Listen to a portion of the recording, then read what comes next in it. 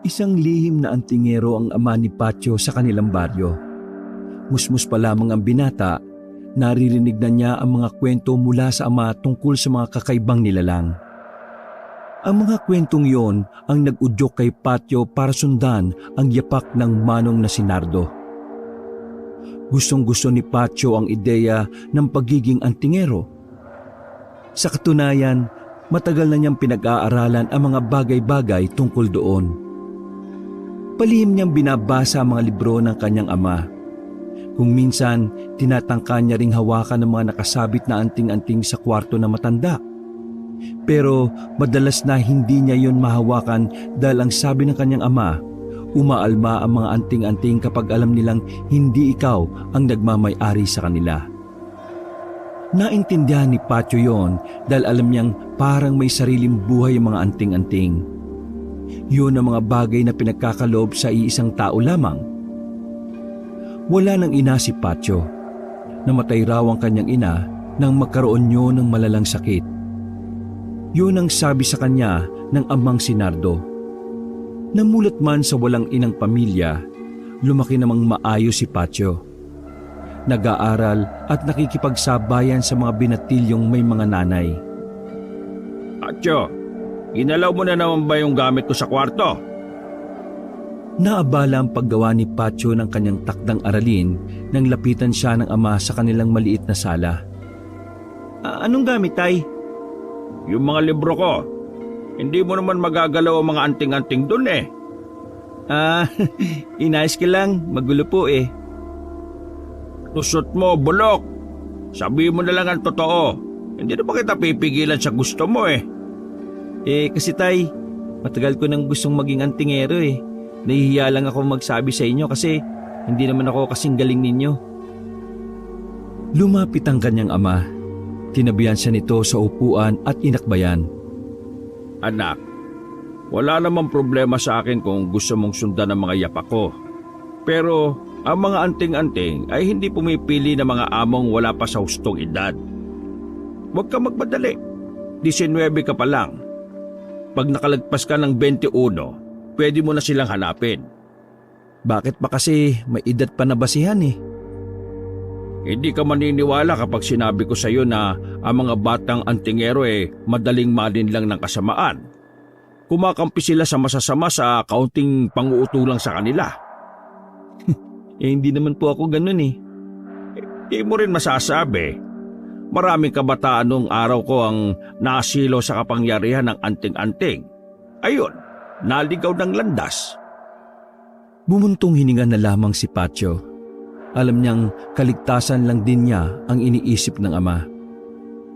Habang naghihintay ng tamang panahon, mabuti pang ituon mo muna ang atensyon mo sa pag-aaral. Sayang naman ang scholar na ibinigay ng alkalde natin. Di ba graduating ka na ngayong taon? Opo, Tay. Matatapos na ako. Pero kasi medisina ang kinuha kong kurso eh. Hindi ba pangit tingnan na naniniwala ako sa mga anting-anting pero naniniwala din ako sa science? Hindi naman pangit. Mas maganda ang dalawang sektor ang pinaniniwalaan mo para mas lumawak ang pag-unawa mo. Doon mo matitimbang kung alin sa dalawa ang mas mainam gamitin sa isang sitwasyon. Anting-anting ba o ang kapangyarihan ng siyensya? Lumapad ang ngiti ng binatang si Patio.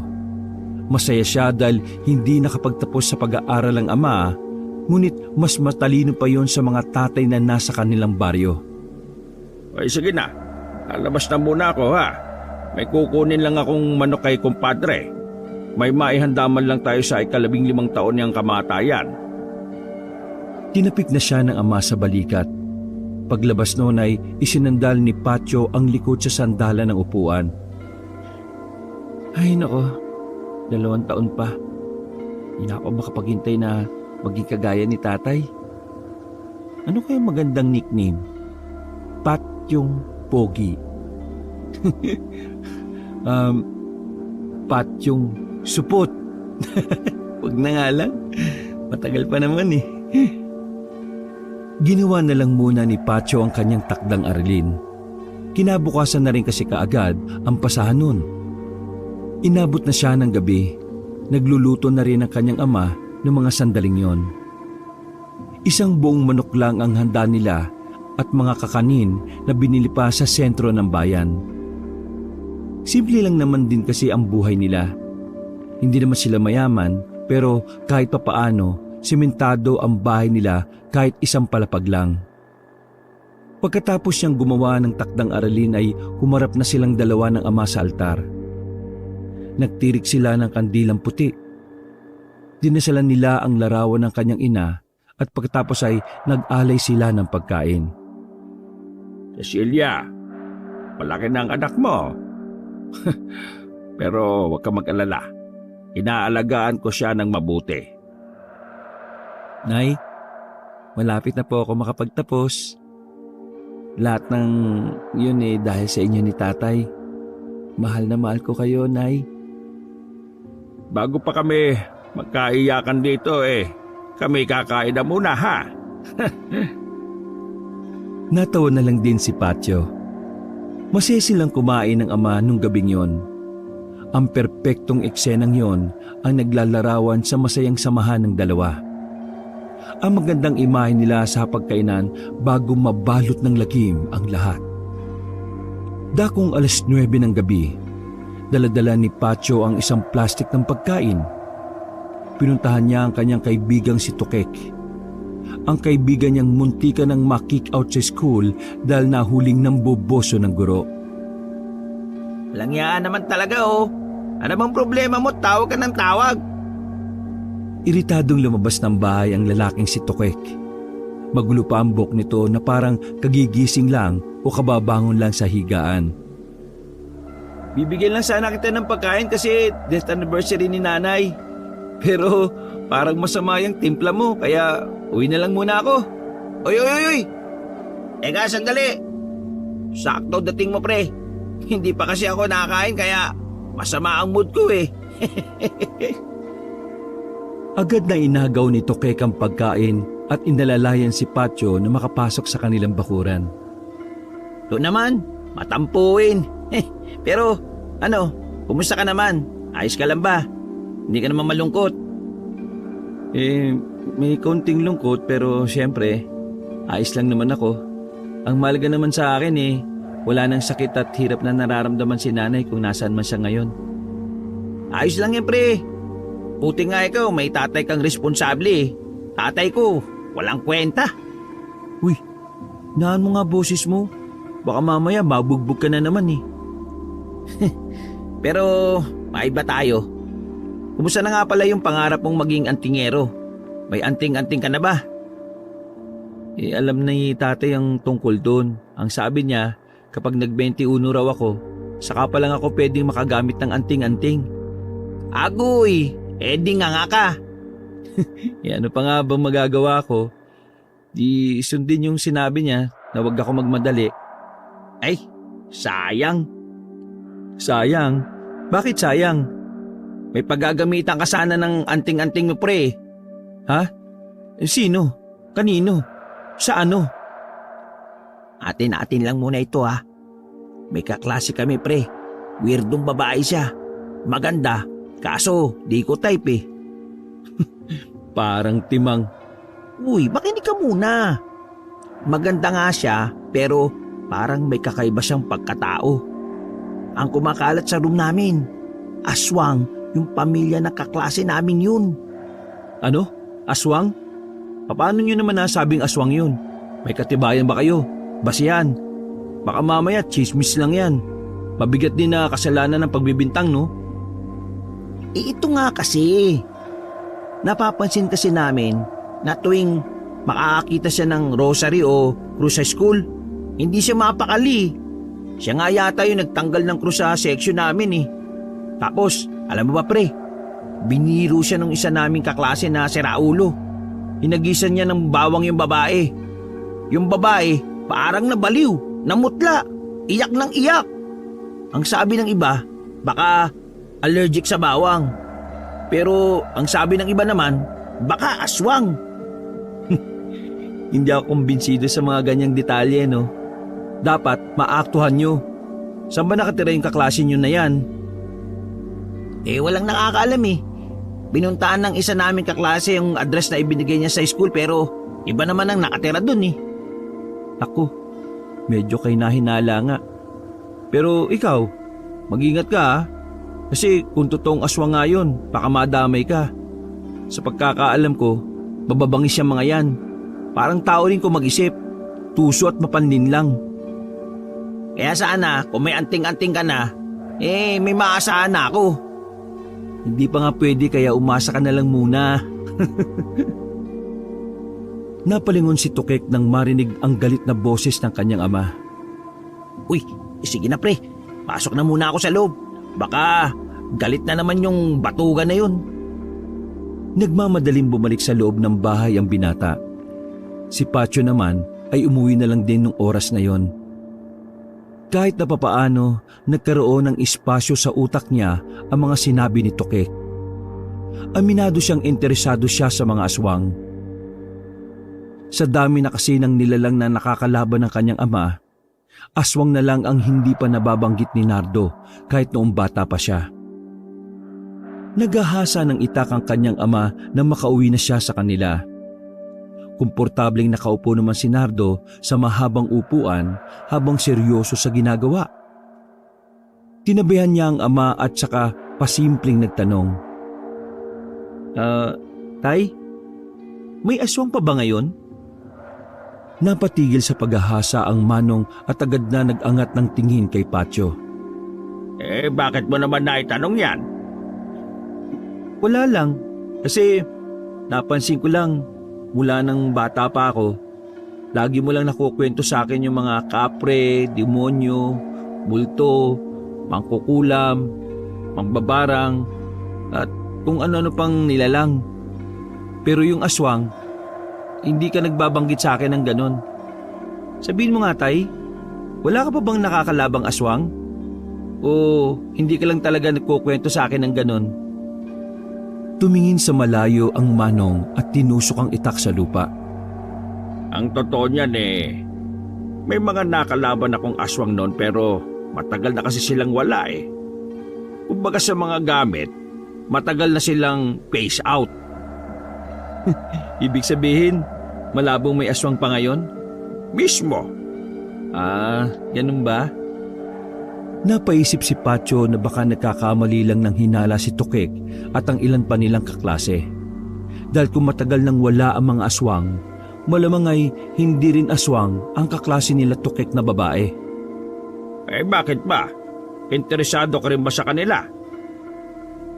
Interesado naman ako sa lahat ng nilalang tay lalo na kung nakalaban mo na.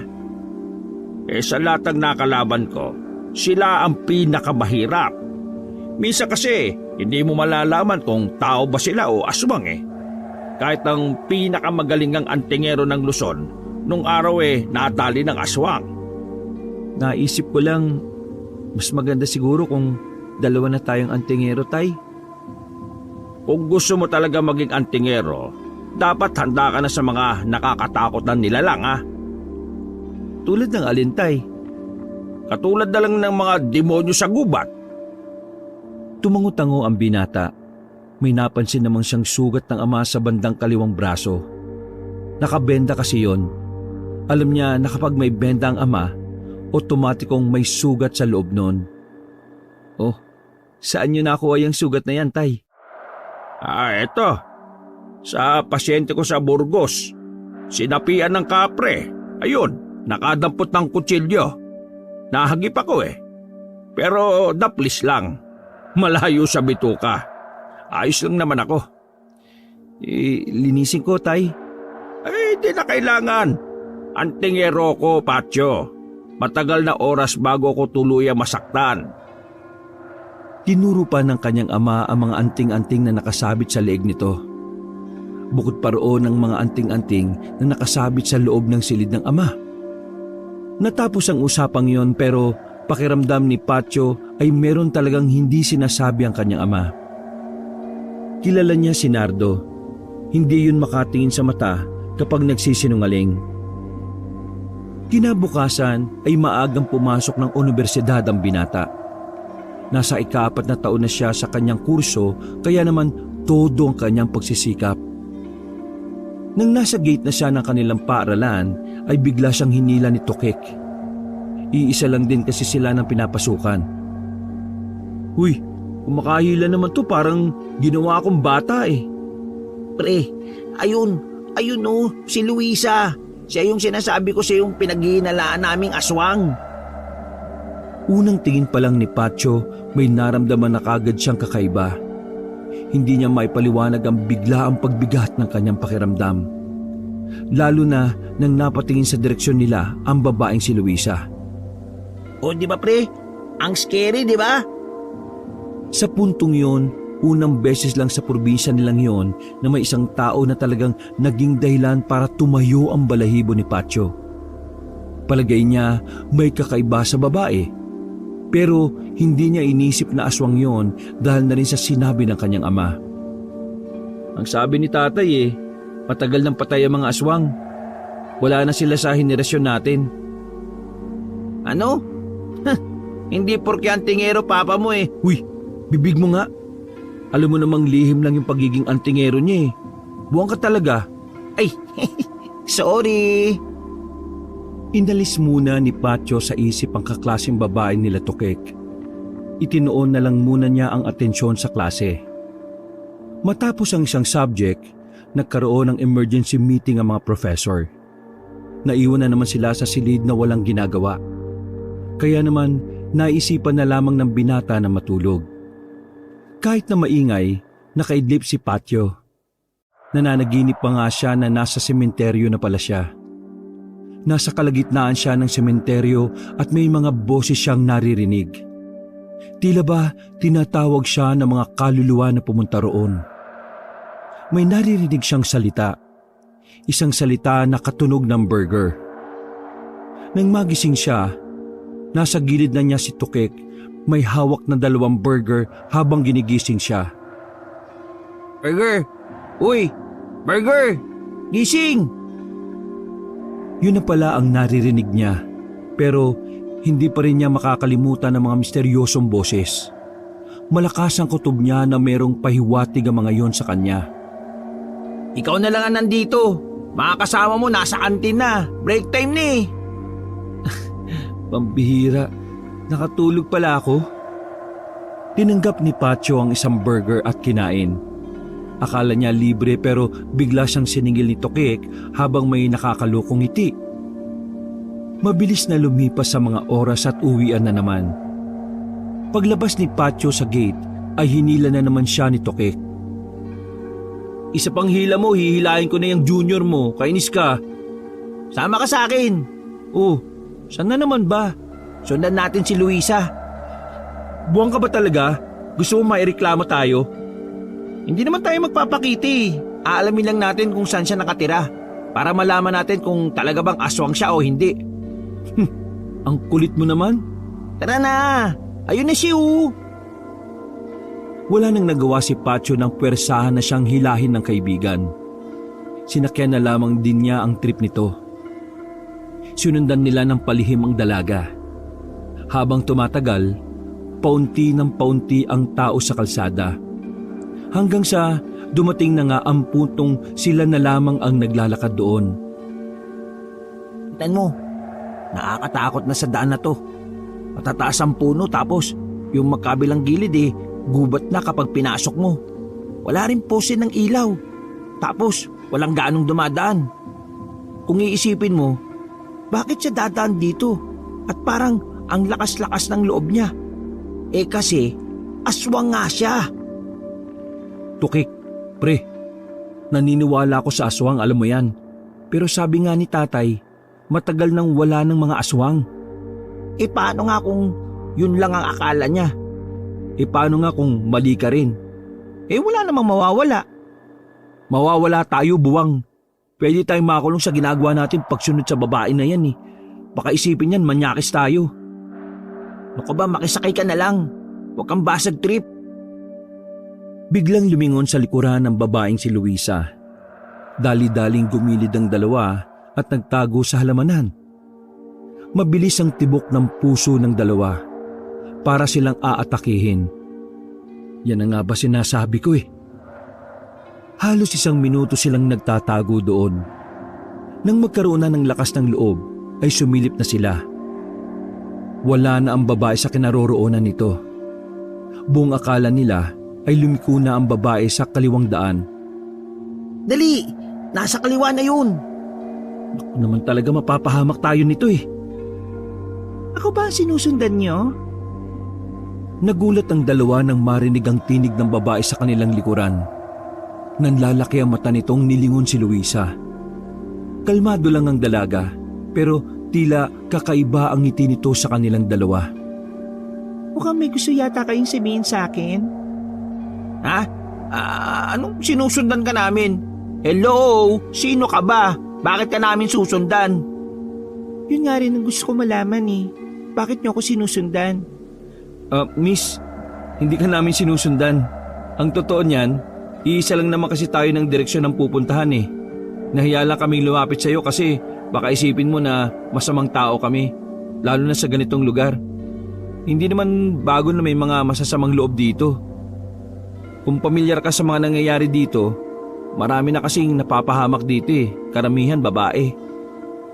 Tsaka, buti nga nasa likod mo kami. Para kung may mga ano sa'yo, may makakakita, di ba? Ganun ba? E di, hindi niyo pala talaga ako sinusundan? Ang kulit mo naman, hindi nga. Ilang beses ka bang inirin ng nanay mo? Sige, umauna na kami kasi mukhang hindi ka komportable eh. Bye. Nagmadali nang maglakad ang dalawa kahit hindi nila alam kung saan ba talaga ang kanilang punta. Yung lakad nila ay para na rin silang tumatakbo. Nang makarating na sila sa sakayan ng mga mini jeep, agad silang sumakay pabalik. Hindi rin naman kasi doon ang direksyon nila pauwi. Di ba? Sinabi ko naman sa'yo, hindi tao yung babaeng yon. Kita mo naman bigla na lang napunta sa likuran natin. Hindi nga gawain ng isang normal na tao yun. Pero hindi rin naman aswang yun. Ang sabi nga ni tatay, nako, puro kasabi ni tatay. Dibdiban ko yan si Tito eh. Aswang nga yun. Yang si tatay mo baka may hindi yan sinasabi Sandaling natahimik ang binatang si Patio. Sa mga nangyari sa kanila, parang unti-unti na siyang naniniwala kay Tukek. Pero may maliit pa rin na parte ng kanyang utak ang nagsasabing wala na rin talaga ang mga aswang. Nakauwi naman ng maayos ang magkaibigan. Halata ang pagiging tulala ni Patio nang nakaupo na siya sa hagdanan ng kanilang bahay sa tapat. Habang lumalgok ng kape, tumatakbo sa utak niya ang mga nangyayari. Ang babaeng si Luisa, ang kaisipan na baka nagsisinungaling sa kanya ang ama. Hoy, malalim yata iniisip mo Baka malunod ka. Hindi naman, tay. Ngumiti na lang siya ng mapait. Alam niyang hindi yun ang tamang pagkakataon para pag-usapan ng mga bagay na gusto niyang malaman. Napansin na naman niya na parang may sugat na naman si Nardo. Pero hindi yun nakabenda kaya halatang halata. Napapaisip man kung saan na naman nakuha ng ama yon, minabuti na lamang niyang isang tabi ang pagtatanong. Masyadong magulo ang kanyang isipan sa mga pagkakataon na yon. Nang matulog si Patio ng oras na yon, wala rin naman kasi siyang takdang aralin na gagawin. Mahimbing na sana ang pagtulog ni Patio pero bigla na namang lumitaw ang eksena sa sementeryo. Naririnig na naman niya ang mga boses at sa pagkakataong yon, wala na siyang naririnig na burger. Tangi mga tinig ng mga kaluluwa na parang nakikiusap sa kanya. Nagising si Patio, pawis na pawis, pero maluwag naman ang kanyang paghinga. Dahil sa sunod-sunod na pagpapahiwatig ng sementeryo, lakas loob siyang lumabas ng bahay at nagtungo roon. Sobrang tahimik na ng paligid. Flashlight lamang ang dala niya at kutsilyo na mukhang pupurul-purul pa. Walang katao-tao ron. Wala na rin ang gwardya doon sa di malamang dahilan. Pumasok siya sa sementeryo. Doon din nakalibing ang kanyang iba kaya kabisado niya ang mga daan. Pilit niyang inaalala kung saan sa parte ng sementeryo ang nakikita niya sa panaginip. Nang makarating na siya sa kalagitnaan, nakakaramdam na siya ng kakaibang lamig. Humawak siya sa magkabilang braso niya. Parang nagsisisi na siya na pumunta roon na mag-isa. Mga ilang sandali lang, narinig niya ang misteryosong boses. Iho, ikaw ang makakatulong sa amin. Sino yan? Lintik. Lintik ka rin. Kinakausap kita na maayos eh. Aray! Bigla na lang may humila ng buhok ni Pacho. Dahil doon ay mas lalo siyang natakot. Pero hindi niya rin maintindihan kung bakit parang hindi niya magawang tumakbo. Para bang humina ang kanyang tuhod sa mga sandaling yun. Ikaw ang napili ng mga kaluluwa, kaya ikaw ang nararapat para sa... Anong napili? Uy! Ayoko pang mamatay! Hindi pa ako tapos! Wisit na tao to oh! Humangin ng malakas kaya kinilabutan lalo si Pacho. Para hindi na makasabat pa ang binata, ay binilisan na lamang ng boses na yon ang kanyang pagsasalita. Ikaw ang pinili ng mga kaluluwa para maging amo ng isang anting-anting. Ikaw ang magiging antingero na papaslang sa mga aswang na pumaslang din sa amin. Ikaw ang magiging susi para tuluyan na kaming makakyat sa itaas. Ngayong gabi, tanggapin mo ang anting-anting na may basbas na mga kaluluwang hindi matahimik. Nagulat si Pacho nang biglang bumukas ang isang nicho. Sa loob noon ay nagkaroon ng kaunting liwanag. Mas lalo siyang nawindang nang lumabas doon ang nakaigang kalansay na. Pusang gala! Anong nangyayari? Pangkayan ng isang namatay na antingero. Pumitas ka ng isang ipin sa kanya. At ang iyong mapipitas ang magiging anting-anting mo na maaari mong magamit laban sa mga aswang. Sino ka ba? Bakit ka ba naguutos? Nabura na ang takot sa dibdib ni Pacho at napalitan na yon ng inis. Ang dami mong sinasabi! Bilisan mo na! Bago pa ako sumanib sa iyo para ako mismo ang gagawa ng inuutos ko! Sa takot ay nagmamadaling lumapit si Pacho sa kalansay na nakalabas ng bahagya mula sa nicho. Pikit mata na lamang niyang pinitas ang ipin ng bangkay na yon. Inamoy niya pa saglit at napadura na lang siya dahil sa baho. Hindi yata nag-toothbrush to bago namatay eh. Ang ipin na yan ang magsisilbi mong anting-anting. Po? Totoo ba? Paano ko ito magagamit? Gagawin mo siyang kwintas. Kapag suot mo yan, magkakaroon ka ng pambihirang tapang. Talas na kaisipan, bilis sa pagkilos at higit sa lahat, proteksyon sa sakit o karahasan na maaring gawin ng mga aswang. Pero bago yon, kailangan mo munang isagawa ang ritual. Bumalik ka sa mismong lugar na ito kapag bumuhos na ang unang ulan ng buwan na ito. Babasbasan ka ng mga kaluluwang biniktima ng mga siraulong aswang na yan! Uy, sigaw ng sigaw to. Muling dumampi ang malamig na hangin sa balat ni Pacho. Parang may kung anong yumakap sa kanya na kaluluwa.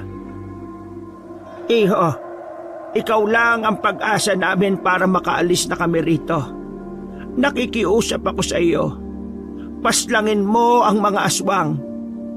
Ang kalayaan namin ay nakasalalay sa iyong mga kamay, bagong antingero. Matapos magsalita ng boses na yon, ay nawala na rin ang panlalamig ni Pacho. Umaliwalas ang paligid. Nagsarado na rin ang nicho nang pumasok na ulit ang kalansay sa loob. Hindi makapaniwala si Pacho na nangyari ang mga sandaling yon. Pero dahil doon, napatunayan niya na hindi totoo ang sinasabi ng kanyang ama. Buhay pa ang mga aswang dahil kung wala na ang mga yon, marahil nakaakyat na ang mga kaluluwang biktima ng mga aswang. Nagmamadaling makabalik ng bahay si Pacho. Pagdating niya sa kanila, nilagok niya kagad ang nasa plastic bottle. Halos maubo-ubo siya dahil lambanog pala ang tinungga niya at hindi pala tubig. Nakaramdam agad siya ng hilo, kaya nag-init na lang siya ng tubig para magkape, para kahit na papaano ay mawala ang tama ng lambanog. Dakong alas 5 na madaling araw, nagising din si Patyo. Naramdaman niya kasing gising na rin ang kanyang ama. Sabay silang nag-almusal sa mga oras na yon. Palagi kasi ni Patyo, yun na rin ang tamang oras para kumpirmahin kung totoo nga bang may nakukuhang anting-anting galing sa mga kaluluwa ng patay. Tay, may tanong lang ho ako. Tungkol na naman ba yan sa aswang? Hindi po. Tungkol sa mga anting-anting. Gusto ko lang namang malaman kung saan-saan makukuha ang mga anting-anting. Umayos ng pagkakaupo ang kanyang ama at sandaling tinikman ang kapeng nasa tasa. Maraming paraan pero dalawa lang ang sasabihin ko sa iyo na medyo mahirap. Una, maaari kang makagawa ng anting-anting sa pamamagitan ng dugo ng sanggol na namatay at hindi nabinyagan. Ito ang mahirap. Ang dugo na tinutukoy ko ay kukunin mo sa sanggol kapag siya ay nakalibing na. Ho? Di ba ang mga nakalibing wala ng mga dugo mga yan? Yun nga ang sinasabi kong mahirap. Kasi napaka-imposible na magkaroon pa ng dugo ang isang bangkay na nailibing na. Kaya nga tinatawag nila yung anting-anting ng himala. Malakas na ang anting-anting na yon dahil ang paniniwala nila may basbasyo ng Diyos ng kamatayan.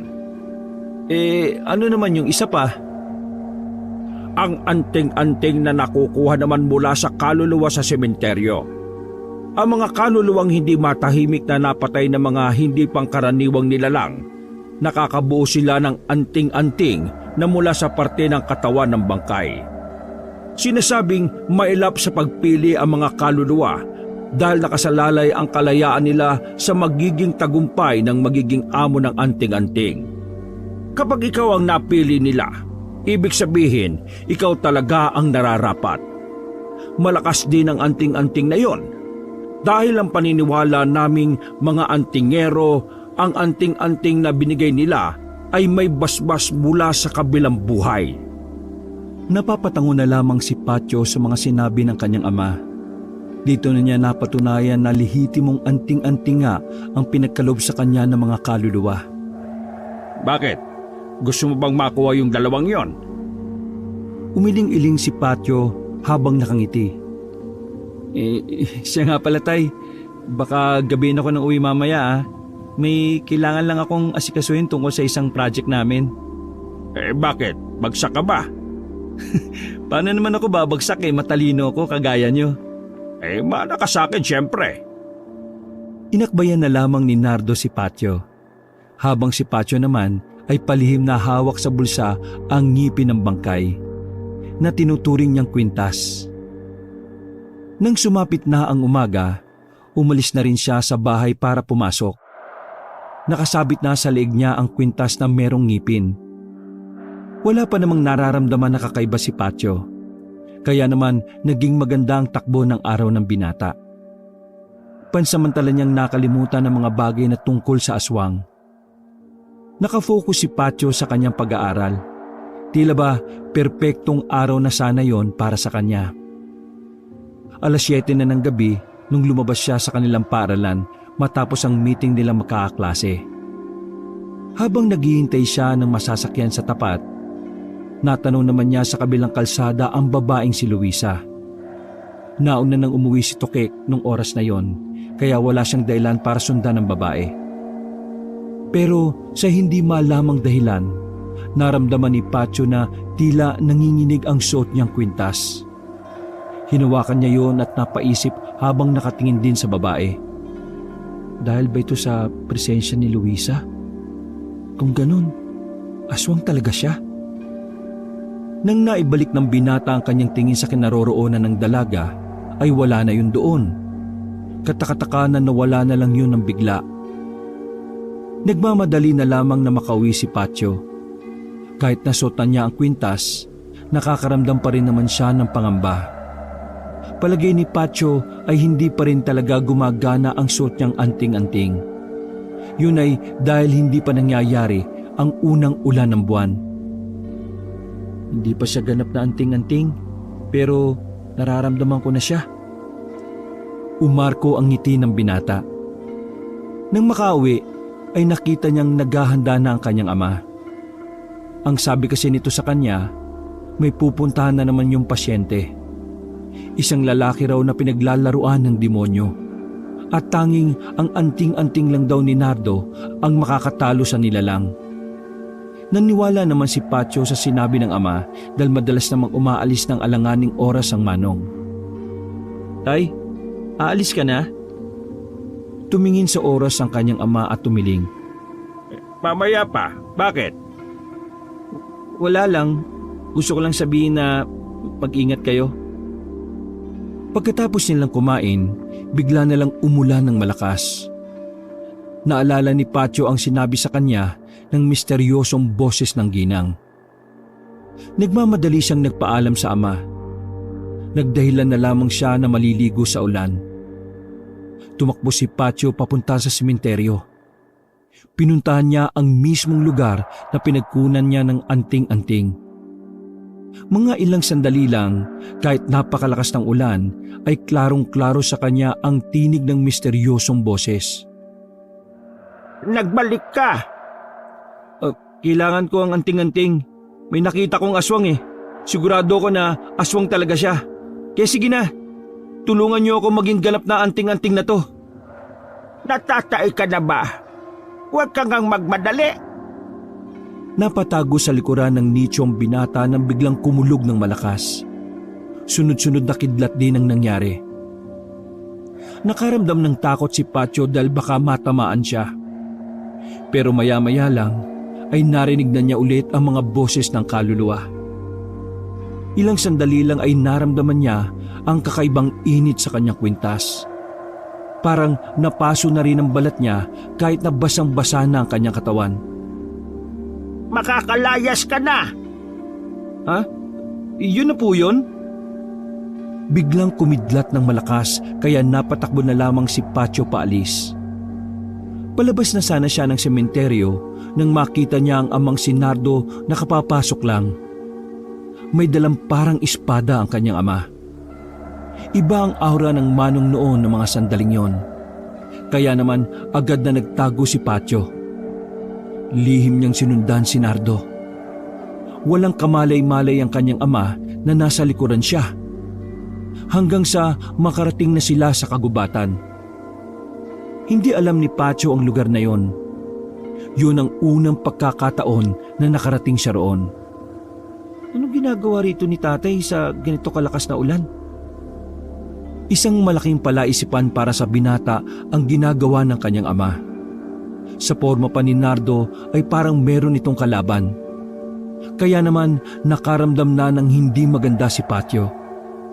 Para sa kanya ay tama lang na nakasunod siya sa kanyang tatay.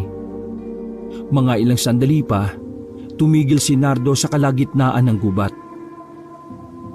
Madilim sa lugar na yon, pero sa tulong ng anting-anting na suot ni Pacho, nagagawa niyang maaninagan ng bahagya ang paligid. Nagulat na lang si Pacho nang biglang may dumating na kung anong mabilis na nilalang. Kita niyang hinagupit ng kanyang ama ang nilalang na yon.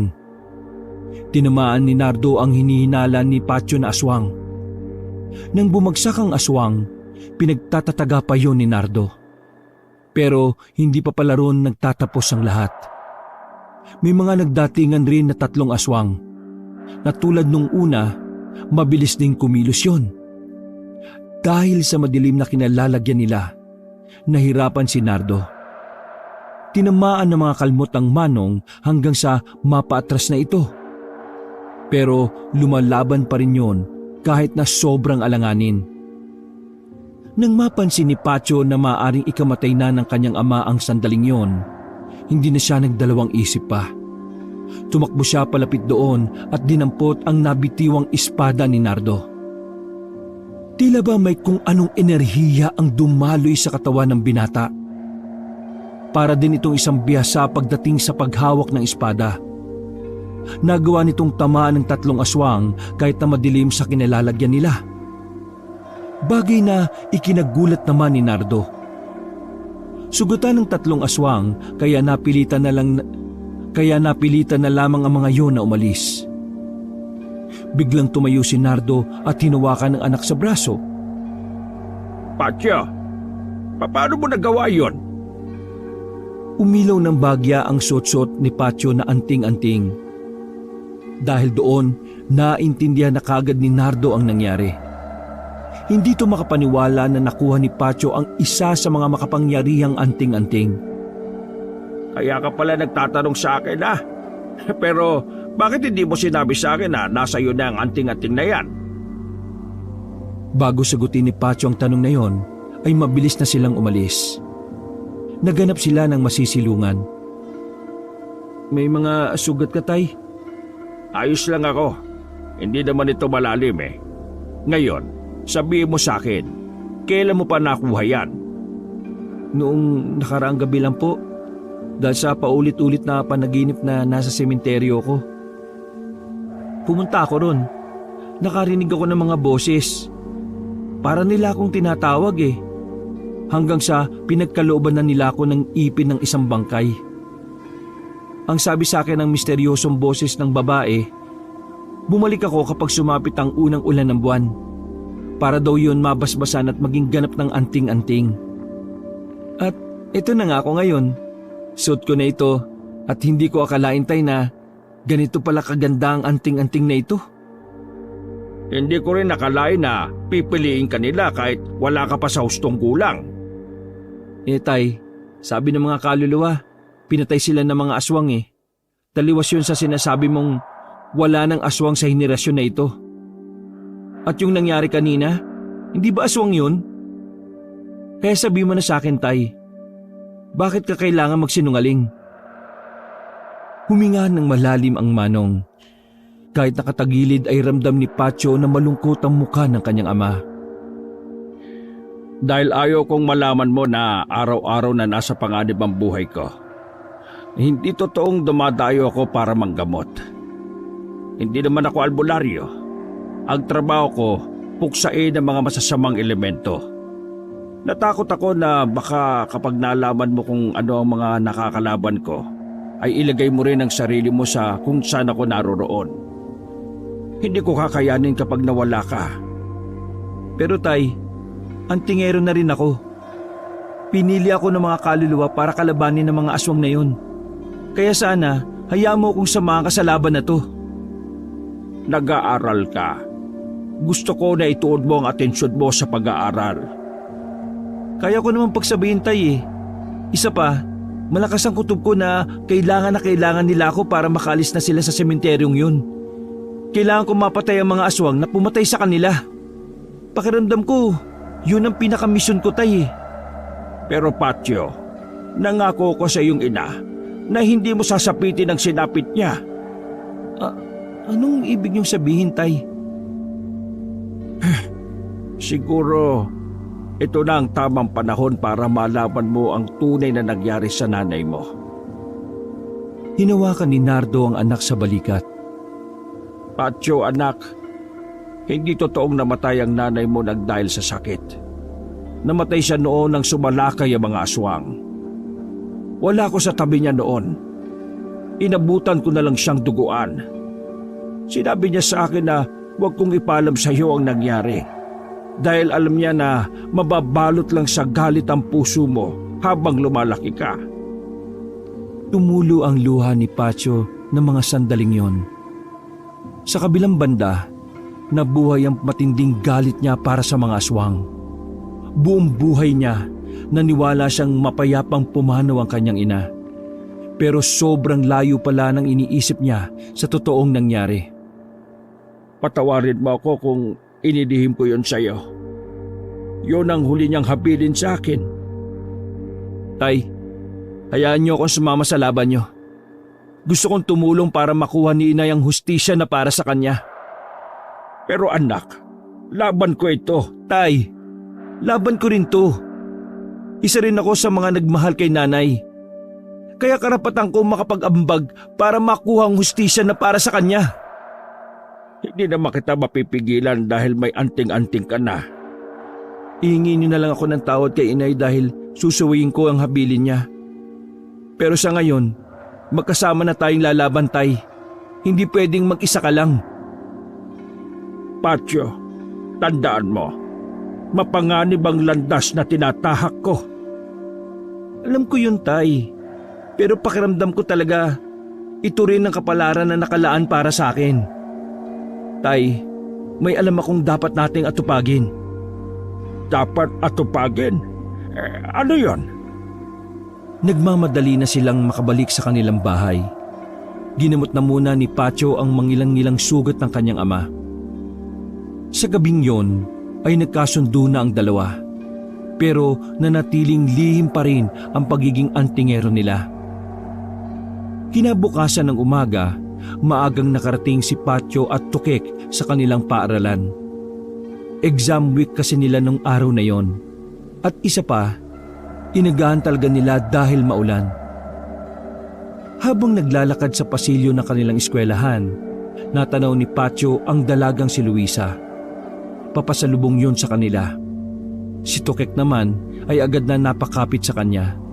Para bang natatakot ito sa babae. Pre, ayan na yung aswang. Shh! Huwag ka mag-alala. Akong bahala. Tumigil sila Patyo sa paglalakad. Nang nasa harapan na nila ang babaeng si Luisa, nilabas ni Patyo ang anting-anting sa kwelyo niya. Nanlaki ang mata ng babaeng si Luisa at dali-dali yung umalis. Natataranta at parabang natatakot. Napailing na lamang si Patyo at Tukek. Mabilis na lumipas ang mga oras. Dumating ang oras ng break time. Ang sabi ni Tukek, hindi na raw pumasok si Luisa. Ang palagay ni Patyo, nakaramdam na ng takot ang dalaga. Marahil alam na ng dalaga na delikado ang buhay niya sa kamay ni Patyo. Nang mag-uwian na, nasa gate na si Patyo habang hinihintay ang kaibigan na si Tukek. Maya-maya lang ay tumatakbo na rin yun palabas. Pre, alam ko na kung nasa nakatira si Luisa. Sinabi na sa akin nung dating nanliligaw sa kanya na kaklase rin namin. Saan? Gusto ko malaman. Tara, sasamahan kita ngayon, dali! Sabi mo na lang sa akin, kasama ko si tatay. Bakit? Tutugisin niyo na ba sila? Oo. Isasama ako. Wala kang gagawin doon, baka mapahama ka pa. Hindi ko ituturo sa inyo kung hindi niyo ako isasama. Ay nakaw, sira ulo. O sige na, ituro mo na sa amin ni tatay para kami nang bahalang umalma kung aswang ba talaga siya o hindi. Tuwang-tuwa ang lalaking si Tukek. Pag-uwi ni Patyo ay isinama na niya si Tukek sa kanilang bahay. Nakahanda na rin si Nardo noong mga sandaling yon. Tumila na ang ulan nang lumakad na sila. Handang-handa na si Patyo sa maaaring mangyari. Habang si Tukek naman ay parang batang nasasabik pa. Sigurado kang tama yung address na nakalap mo, ha? Nakasakay na silang tatlo noon sa tricycle. Oo, sigurado ko. Makinig ka sa akin. Wala kang ibang gagawin kundi ang manahimik at magtago, ha? Kaming dalawa ni tatay ang lalaban. Isang oras ang kanilang biyahe. Nakarating na rin sila sa lugar na parabang hindi pipiliing tirhan ng kahit na sino. Unang tingin pa lang nila, batid na nilang walang maayos na address ang mga nandun. Tanging ang arko lang sa bukana ng lugar ang naging palatandaan. Ayun oh, Plaridel yung nakalagay sa arko. Yan lang naman yung sinabi sa akin ng nanliligaw kay Luisa eh. Ibig sabihin, tayo pa ang maghahanap ng bahay nila Luisa? Parang ganun na nga. Isus, pambihira ka naman oh.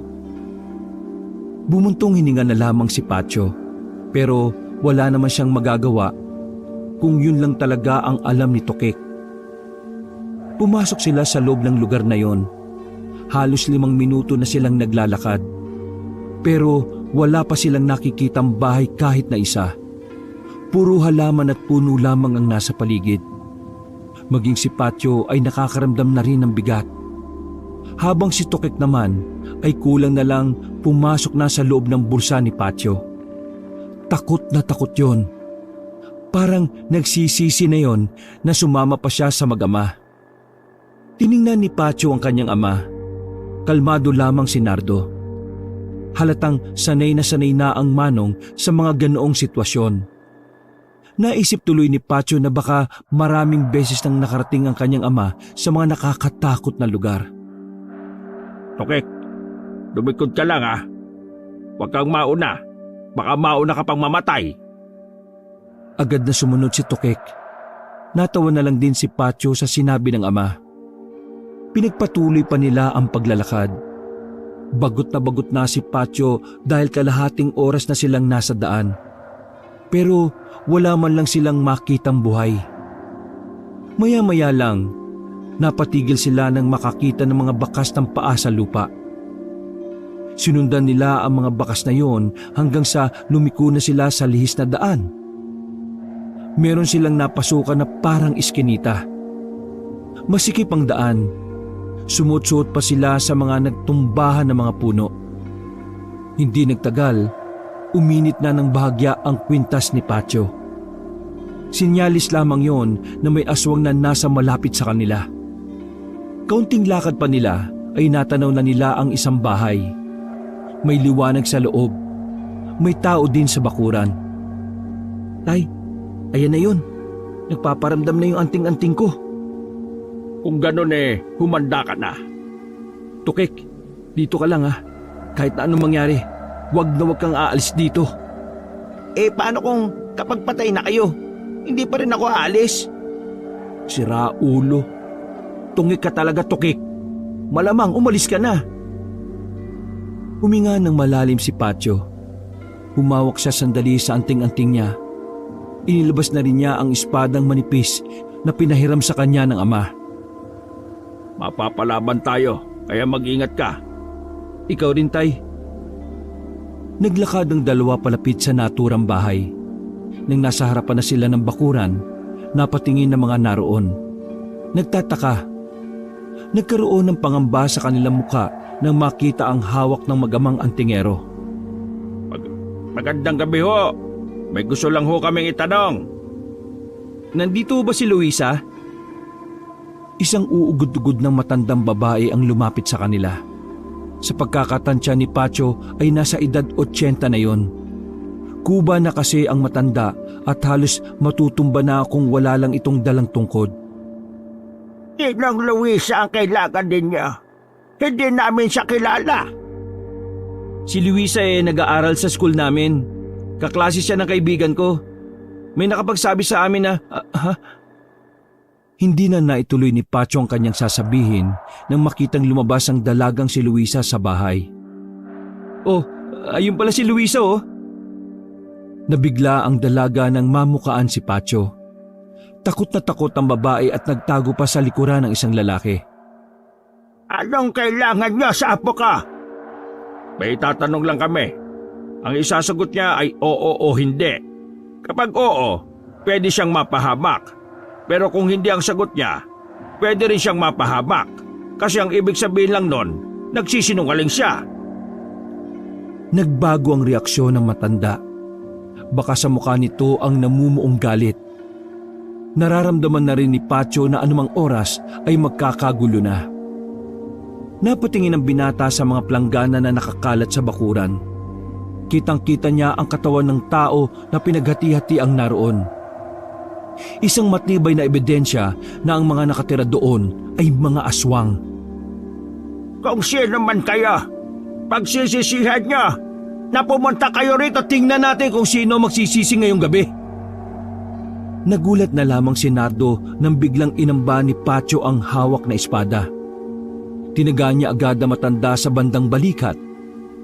Nang magbago ng anyo ang matanda, hindi nagdalawang isip si Patio na itarak na ang espada sa tiyan ng kaharap nila.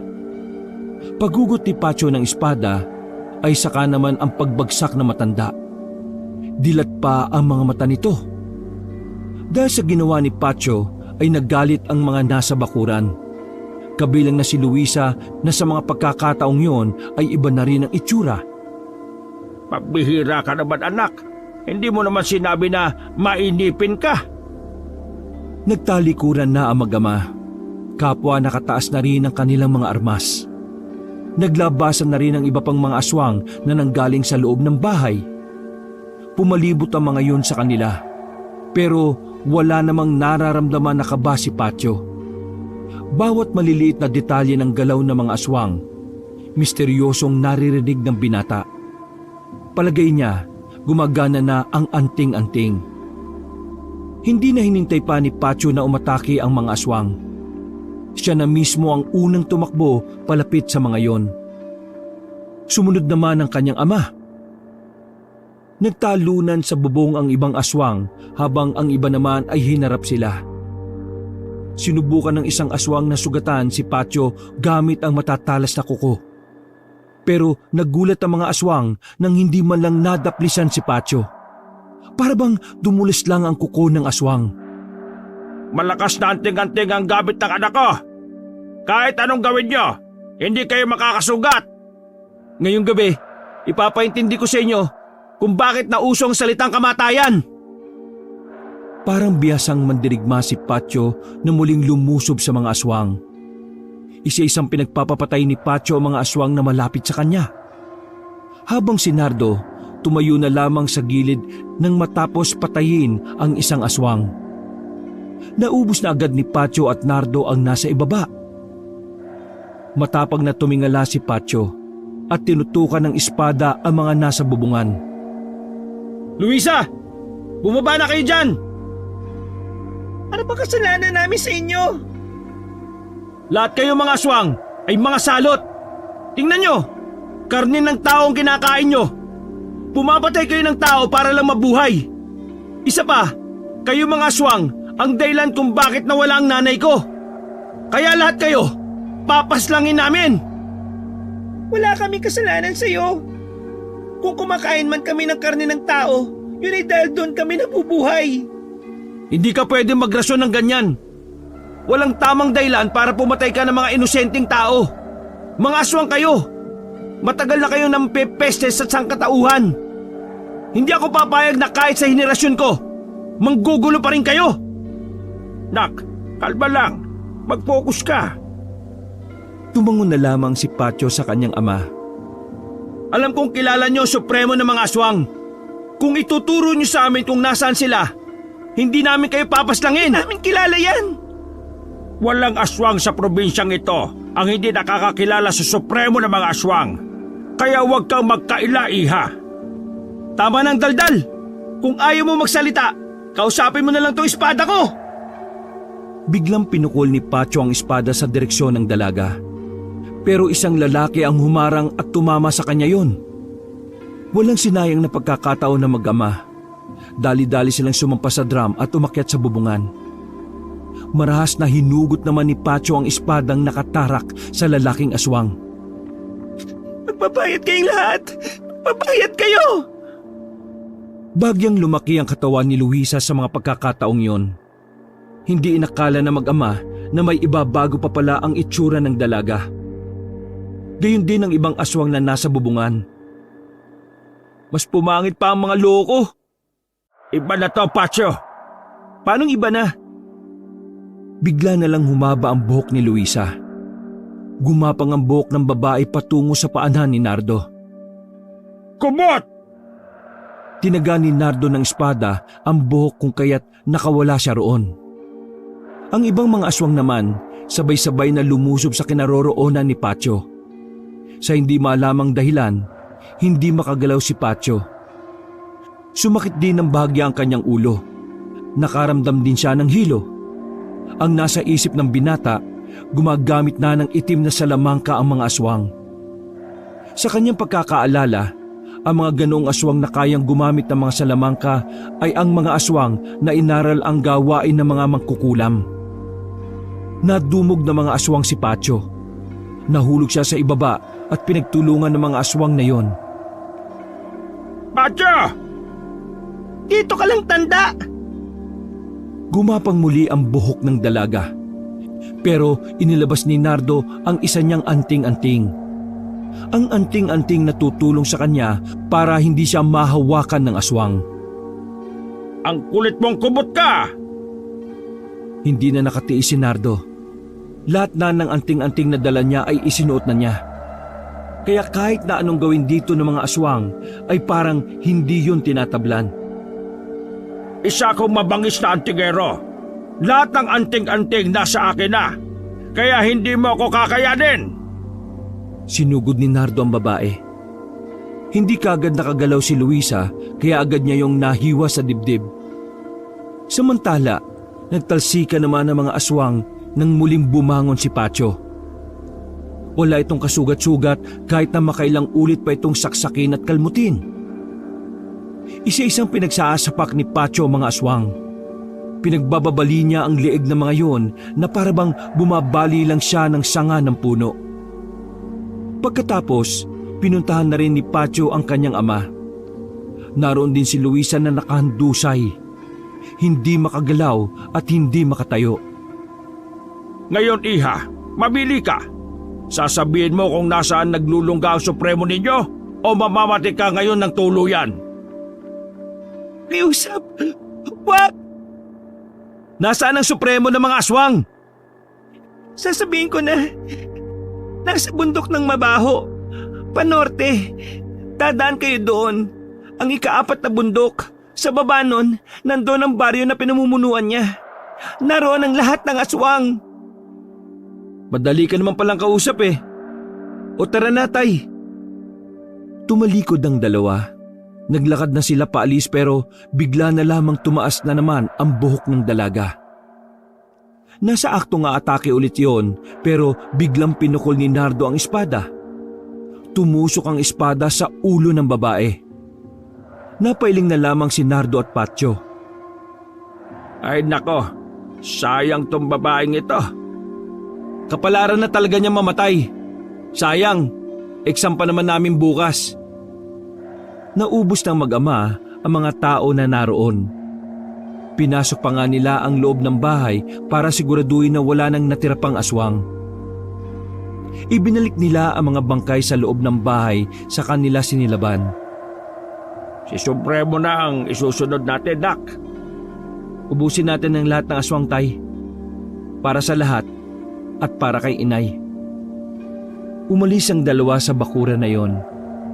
Pagbalik nila kay Tukek, humihilik na ang binata. Sinampal ni Pacho ang pisngi ng kaibigan para magising yon. Huy, aalis na tayo. Tapos na kayo? Napatanaw si Tukek sa bahay na lumilibos sa di kalayuan. Namangha ang binata. Tinapik pa nito sa balikat si Pacho. Ang galing talaga ni Mang Cardo. Wala ka sigurong ginawa, no? Buang, tumayo ka na dyan. Aalis na tayo. Nilinisan na rin nila ang lugar na yon. Magaan ang pakiramdam ni Pacho nang makabalik na sila sa kanilang bahay. Napapangiti pa siya habang nakahawak at nakatingin sa kanyang anting-anting. Hindi siya makapaniwala na darating ang araw na makakasama niya ang ama sa pakikipaglaban. Sobrang saya niya dahil sa wakas, masasabi na rin niya sa sarili na isa na siyang antingero gaya ng kanyang ama. Pero nakuha man nila ang unang panalo, hindi siya maaaring maging kampante. Dahil base kay Nardo, hindi basta-basta aswang ang supremo. Gagawin niya ang lahat para mapatay ang aswang na siya ring pumaslang sa kanyang ina. Pre, mauna muna ako Silip lang ako sa bahay. Alam mo na, baka malintikan na naman ako ni tatay. Tsaka magre-review. Reviewin mo mukha mo. Hindi, ganado na ako mag-review ngayon, pre. Wala na si Luis eh. Oh, ano naman kung wala na siya? Tangik, rank 8 kasi si Luisa sa section namin. Ako rank 9. Dahil wala na siya, ako na ang rank 8. O paano? Una na ako. O sige, maraming salamat pre. Dahil sa labis na pagod ay nakatulog kagad ang binatang si Pacho. Umaga na nang magising si Pacho. Maraan siyang bumangon at pikit-pikit pang tumingin sa labas. Nakita niya ang ama na abala sa nilalaga nitong manok. Napangiti si Pacho at dali-daling pinuntahan ng kanyang ama. Oh, mabuti naman at nagising ka na. Eto, nilalaga ko na yung manok. Uulamin natin ito mamayang tanghali. Tay, kung di ka pala nanggagamot, saan pala natin kinukuha yung pambili ng mga pagkain? Nak, nakalimutan mo na ba? Marunong akong dumiskarte. Matagal na akong nagtatrabaho sa factory. Kapag nasa school ka, saka ako pumapasok. Teka, di ba may exam kayo? Tanghali pa ang pasok ko, Tay. Nag-iiba-iba kasi ang oras ng pasok namin depende sa subject ng exam eh. Akala ko hindi ka na nakakapasok eh. Habang pinagmamasdan ni Pacho ang kanyang ama, lihim niyang hiniling na sana hindi na mawala sa kanya ang ama.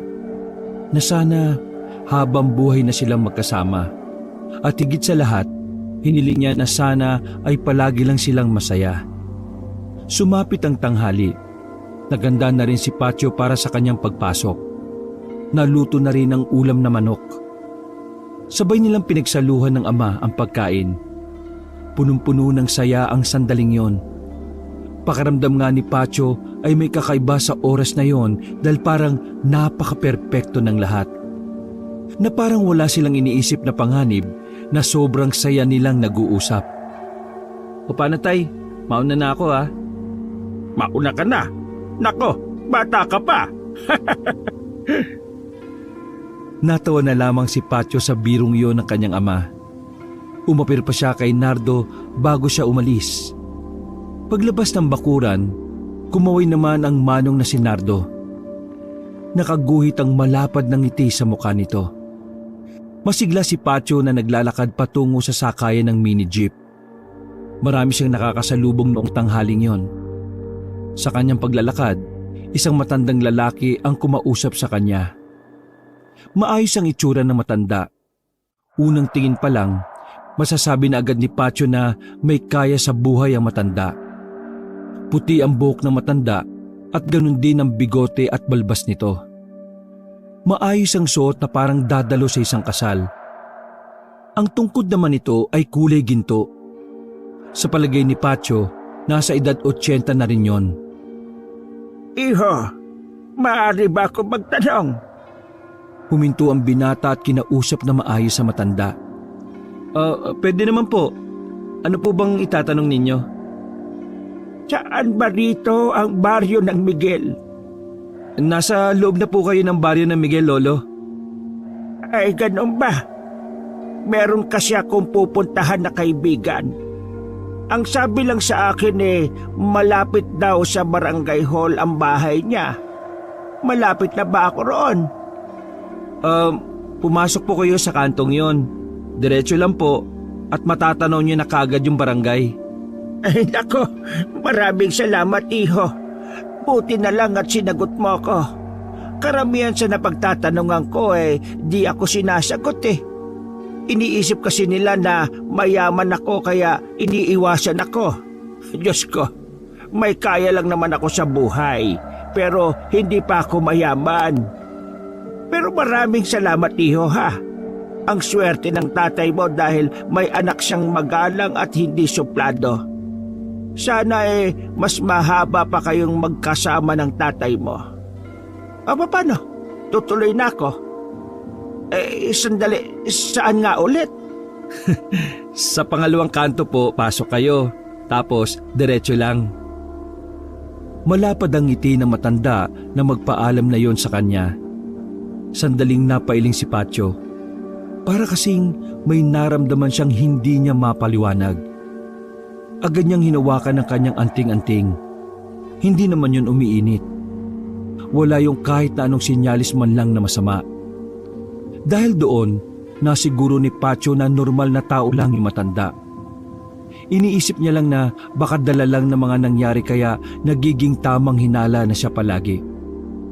Hindi na lamang niya yun pinansin.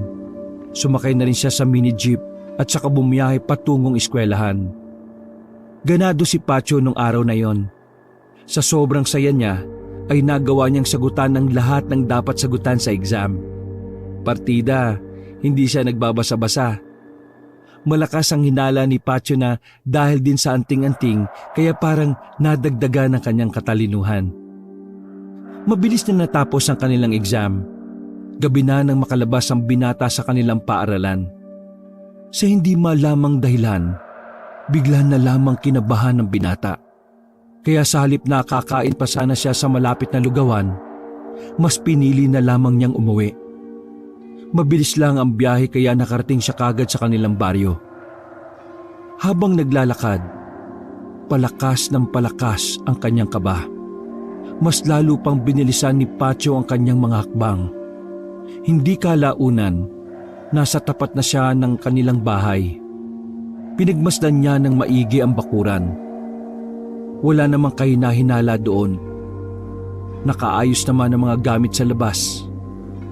Maging ang lutuan nila ay walang nagulo. Pero hindi pa rin nawawala sa dibdib niya ang kaba. Kaya naman nagmamadali na siyang pumasok. Laking gulat ni Pacho nang tumambad sa kanyang mga mata ang kanyang ama na duguan.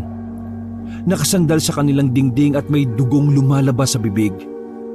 Parang gumuho ang mundo ni Pacho sa mga sandaling yon. Tay, anong nangyari sa'yo? Sino may gawa nito sa'yo? Ang Supremo, anak. Pinuntahan niya ako. Malakas siya. Hindi tumatalab sa kanya ang lahat ng anting-anting na gamit ko. Iba na siya. Hindi na siya gaya ng dati na pangkaraniwang aswang lang. May lason na ang mga kuko niya, anak. Hindi na ako magtatagal. Wag ka magsalita ng ganyan, Tay. Dadali kita sa ospital. Anak, tumakas ka na. Hindi natin siya kaya. Ayaw kong mapahamak ka. Nakikiusap ako. Hindi. Pagbabayarin ko siya sa ginawa niya sa'yo. Hindi na ako magtatagal, anak. Tatandaan mo palagi na mahal kita. Masaya akong naging antingero ka. Masaya akong naging anak kita. Sobrang proud ako sa iyo, anak. Hanggang sa kabilang buhay, ikaw pa rin ang pipiliin kong maging anak.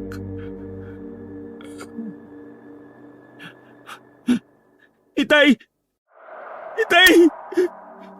Pakiusap! Huwag mo akong iwan, Tay! Tuluyan nang nag-unahan ng mga luha ni Pacho nang makitang bumitaw na ang kamay ng ama sa kanyang pagkakahawak. Sa sandaling yon, mag-isa na lamang nalalaban si Pacho. Wala na ang kanyang ama, ang isa sa magagaling na antingero. Hindi na ibinurol pa ang katawan ni Nardo, gaya ng hiling nito sa sulat na nabasa ni Pacho. Mas ginusto na lang ng manong na maging abo. 5 araw matapos ang pagkawala ng ama ni Pacho, mas lalong nag-alab ang pagnanais ng binata na maubos sa mga aswang. Habang nakatingin sa larawan ng kanyang ama na nakadikit sa maliit na banga, nakasarado ang kanyang magkabilang kamao. Pinapangako ko sa inyo, Tay. Ipapanalo ko ang laban na ito. Dahil kung hindi, mas gugustuhin ko na lang ding mawala. Naramdaman na lamang ni Pacho ang kaibigan niyang si Tukek. Hinagod nito ang kanyang likuran. Kahit na paano, gumagaan ang pakiramdam niya dahil kasama pa rin niya si Tukek. Hanggang sa mga sandaling yon. Mas makakabuti siguro kung huwag ka na munang pumasok para makapagpahinga ka. Pahinga? Hindi ako magpapahinga. Pupuntahan ko ang mga aswang at uubusin ko silang lahat. Lalo na matandang yun, ang supremong yun. Nagkiskisa ng mga bagang ni Pacho nang maalala matandang nagtanong ng direksyon sa kanya. Hindi niya maiwasang hindi magalit. Kung alam lang niya na ang matandang yun pala ang supremo ng mga aswang, pinaslang na sana niya kagad yun bago pa makarating sa ama niya. Kinagabihan, Hinanda ng lahat ni Pacho ang kanyang mga kagamitan. Nagdala siya ng pana at maraming palaso na nakasabit sa kanyang likuran. Sinukbit niya rin doon ang espada na huling ginamit ng kanyang amang si Nardo. At ang pinakamahalaga sa lahat ay ang kanyang anting-anting na bigay ng mga kaluluwa sa sementeryo. Bumuntong hininga si Pacho. Sandali siyang nagdasal na sana maging maayos ang lahat para sa kanya. Pagdilat ng kanyang mga mata, narinig na naman niya ang misteryosong boses ng ginang. Kahit na anong mangyari, huwag kang mawawalan ng tiwala sa anting-anting. Ang anting-anting na nasa iyo ay mas lalong lumalakas kapag nararamdaman nito na pinagkakatiwalaan mo siya. Hindi na nagulat si Pacho sa tinig na yon. Hindi na rin siya sumagot. Tumango na lamang siya bilang tugon. Pacho! Pare! Saan ka pupunta? Huwag mo sabihin! Hingal na lumapit si Tukek sa kanya mula sa labas. Pupunta ka mag-isa at haharap ka sa mga aswang na yon? Lalo na doon sa Supremo na yon? Oo, huwag ka na sumama. Ayaw kong pati ikaw ay mawala pa sa akin. Pero huwag ka na makulit. Pakiusap, makinig ka na lang sa akin. Naglakad na si Pacho paalis. Hindi na rin naman sumunod sa kanya ang binatang si Tukek. Walang nararamdamang takot ang binata. Kahit na mag-isa lamang siya, damang-daman niya ang nag-uumapaw na tapang sa kanyang kalooban.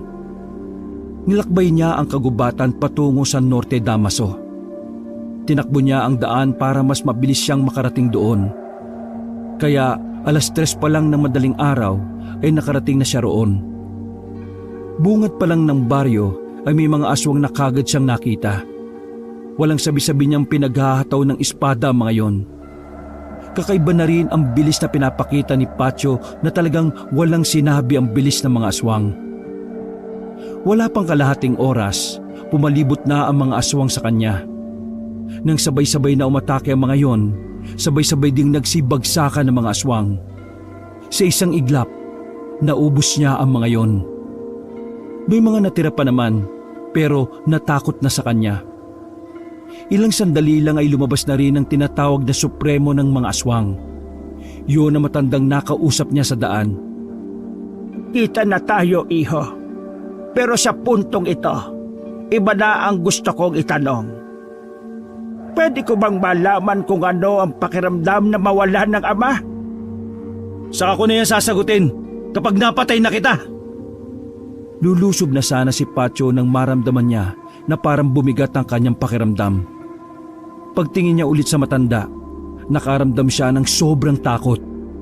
Nanginginig ang kanyang mga tuhod. Iho, hindi ba nasabi sa iyo ng ama mo na hindi ako tinatablan ng mga anting-anting?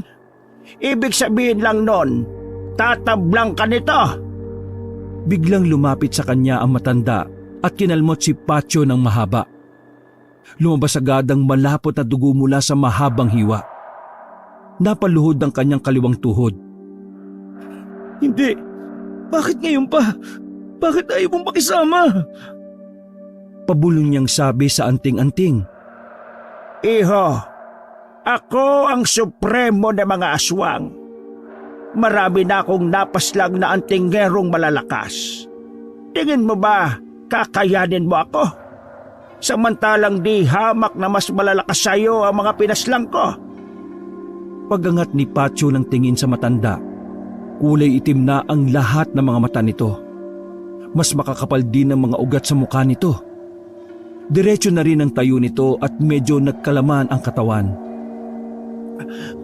Patutunayan ko sa iyo na hindi lahat ng bago ay mahina. Ha? Nagpapatawa ka yata, bata. Paano mo ko tatalunin? Wala kang magawa. Umaasa ka lang sa anting-anting. Muling lumapit sa kanya ang Supremo. Pinagkakakalmot siya nito sa likuran hanggang sa tuluyan na siyang mapadapa. Nahihirapan na siyang kumilos. Pakiramdam niya, isa na lamang siyang pangkaraniwang tao na mamamatay lang ng ganun kadali. Sa ganito lang ba matatapos ang lahat? Bigla niyang naalala mga sinabi sa kanya ng misteryosong boses. Kailangan niyang magtiwala. Kailangan niyang iparamdam sa anting-anting na kahit hirap na siya ay hindi siya susuko. Sa ganoong kalagayan, pinilit ni Pacho na makabangon. Nagtaka ang matanda at parang nakaramdam ito ng kaunting insulto nang tumawa ang binata. Akala mo ba susuko na lang ako ng ganun-ganun na lang? Nagkakamali ka, tanda! Talagang matibay ka. Pwes, tatapusin na kita. Pumangit na ang mukha ng matanda. Humaba ang mga pangil nito at mga kuko. Nasa aktong lulusob na ulit ang Supremo nang biglang umilaw ng malakas ang anting-anting. Nasilaw ang aswang dahil doon. Sinamantala ni Pacho ang pagkakataon na kunin ang espada sa lupa. Tila ba lumakas ulit ang kanyang katawan sa mga sandaling yon. Buong puwersa niyang binwelo ang espada. Habang tila nabulag sa liwanag ang aswang, itinarak niya ang espada sa dibdib. Isinagad niya yon hanggang pinakadulo. Hindi mo dapat minamalit ang antingero sa bagong henerasyon. Hinugot ni Pacho ang espada at hinataw ng malakas ang lieg ng Supremo. Gumulong ang ulo nito sa lupa na nakalabas pa ang mahabang dila. Huminga ng malalim si Pacho. Tumingin siya sa kalangitan. Tay, Nay, tapos na. Nanalo ang anak niyong antingero. Isa-isang pinugutan ni Pacho ng ulo ang mga bangkay doon bago umalis. Yun ay para masiguro na lahat ng aswang doon ay patay na. Umaga na nang makauwi siya sa kanilang bahay. Nakangiti niyang niyakap ang maliit na banga kung saan naroon ang abo ng kanyang ama. Habang ginagawa niya yon, narinig naman niya ang mga misteryosong boses. Tila ba tinatawag siya ng mga yon. Kaya naman kahit madungis pa, ay dali-dali siyang tumakbo sa mismong lugar kung saan niya nakuha ang anting-anting. Natalo ko mga aswang. Makakalaya na kayo at makakaakyat na. Babawiin niyo na rin ba ang anting-anting? Hindi. Mananatili sa iyo yan. Gamitin mo sa kabutihan. Tinawag lamang kita para tuluyang magpaalam sa iyo. Maraming salamat sa ginawa mo. Sa wakas, nakamit namin ng kapayapaan. Sana ay mas marami ka pang matulungan laban sa mga masasamang elemento ng mundong ito. Paalam. Mag-iingat ka palagi, anak. Pagtapos marinig yon ni Pacho ay humangin ng malakas. Tuluyan nang nawala ang malamig na atmosfera. Napangiti na lamang si Pacho. Kahit na nawala na ang kanyang ama, masaya na rin siya dahil nagawa na niyang wakasan ang kasamaan ng mga aswang. Palabas na siya ng sementeryo na may mapagtanto siyang isang bagay. Ang boses. Sa kanya lang yun nakilala kung kailan hindi niya na yun muli pang maririnig. Isang ngiti na lamang ang naipakita niya habang nakatingin sa kalangitan. Maraming salamat, Nay. Sana ay magkasama na kayo ni Itay. Wakas. Isang lihim na antingero ang ama ni Pacho sa kanilang baryo.